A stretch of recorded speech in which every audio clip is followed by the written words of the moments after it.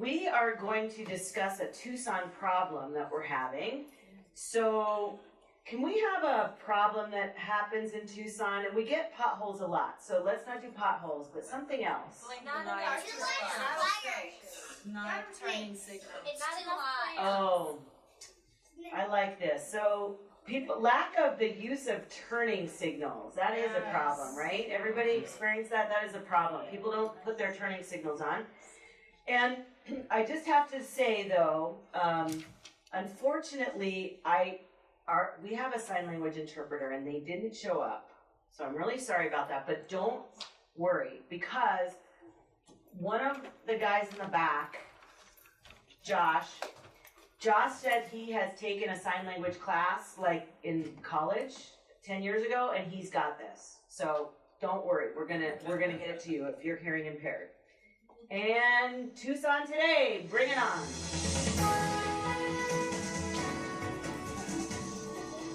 Welcome, good morning, I'm Gail Smiley, and this is Tucson Today. We have a very special guest, Bryce Rockback. Great to be here, Gail. Bryce, the problem we have in Tucson today is people not using their turn signals. I don't know why they even installed them in vehicles in this state. Well, but I know you've done some research, so tell us. That's correct, Gail. I have done extensive research into why people don't use their blinkers here in Tucson. And it turns out that Tucson is a retirement community, and mostly people just forget. Do they forget because they're old? They forget because they're old, but they might also forget because they're lazy. Or they're college students. Old and lazy, or lazy and a college student. It could be either. You know, Bryce, Mr. Rockback. Price is fine. Well, we're a little more formal here, Mr. Rockback. Thank you, Miss Smiley.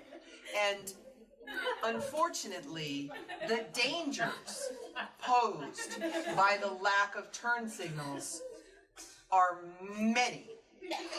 There are many, many dangers from not using your blinker.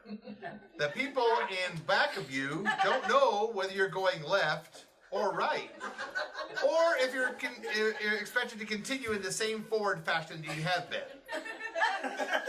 And especially when people are in the middle of the road and do not indicate left or right with their blinkers. It is so confusing for the old, lazy, and college students behind them.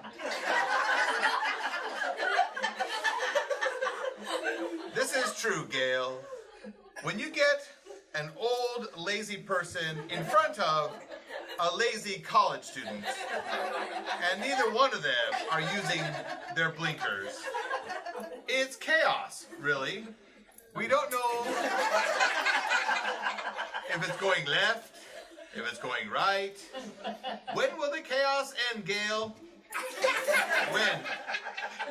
And the accidents that have happened because of not using blinkers also cause chaos. So much chaos. Chaos, chaos, chaos, chaos throughout the city.